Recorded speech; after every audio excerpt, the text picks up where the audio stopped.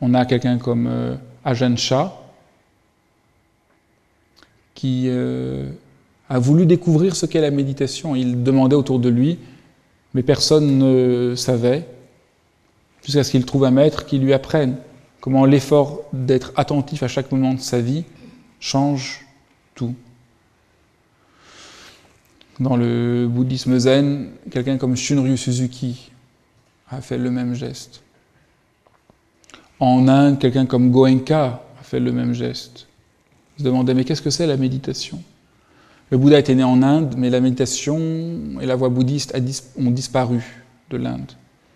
Alors il a cherché, Goenka, qu'on lui enseigne à nouveau cette pratique pour entrer en rapport à sa propre expérience.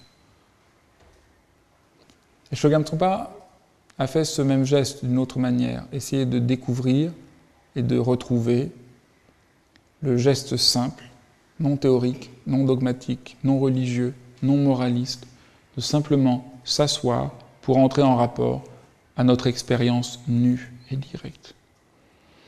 Il y a une sorte de confluence ici de différents personnages, de différents héritiers de la tradition bouddhiste, qui à différents endroits de la Terre ont cherché ce qu'était le bouddhisme et ont eu l'idée, ont eu l'intuition, ont eu le sens que c'était la pratique simple et directe de la méditation.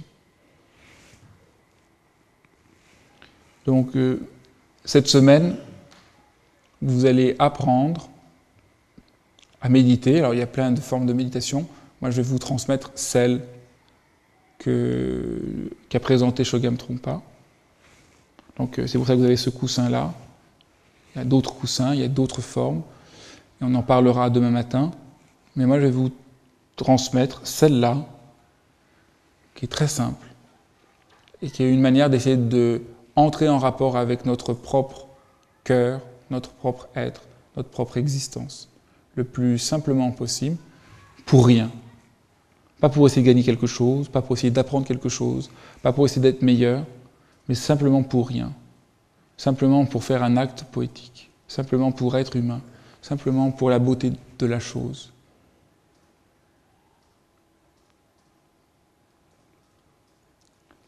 Ben voilà un peu ce que je voulais vous dire pour ce soir. Et si jamais vous avez des questions, vous êtes bienvenus.